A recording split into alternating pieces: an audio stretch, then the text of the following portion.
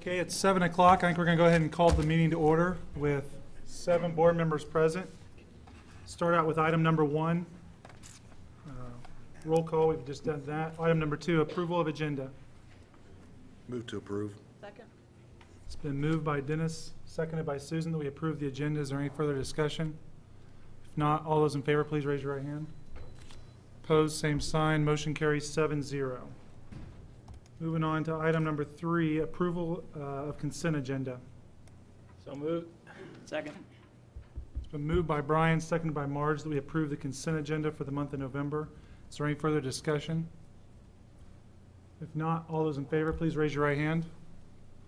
Opposed, same sign. Motion carries 7-0. Next item is item 4, receive comments from the public.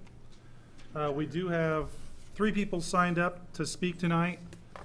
I know there's a lot of people here probably for this section, the public comment, and I'm going to remind everyone that under the board rules, we will limit your comments to 5 minutes. Also, we cannot talk about identifiable students or personnel. And just as to let everyone who's here in attendance tonight, I know a lot of you are here about a personnel issue at the Eugene Fields grade school. That will not be decided tonight. The board, by state law, by policy, cannot discuss personnel issues in a public forum. That'll be handled internally by the school district according to our policies and procedures. There will be no decision made tonight. However, I can speak on behalf of myself that I have received numerous emails and phone calls from patrons, from families of Eugene Fields Elementary School, and I'm sure that my other fellow board members have received the same. We have read them. Thank you all for sending those to us.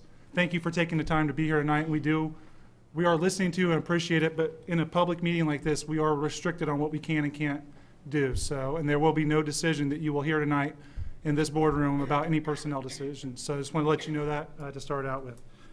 The first person I have on the public comment agenda is Tim Caitlin or Cotlin? Catlin. If you'd please approach the microphone, sir. You have 5 minutes.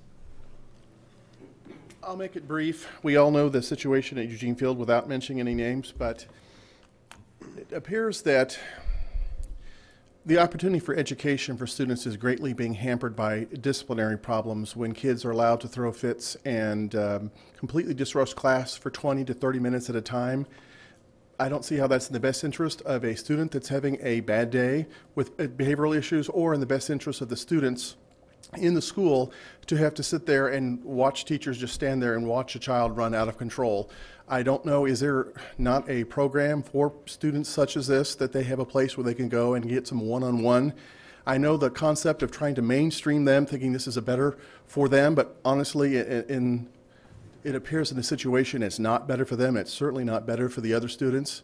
And as far as children out of control, if a teacher is afraid for their job to stand up and take control of a situation that is perhaps life-threatening, the teachers are just going to stand there and allow chaos to consume the schools.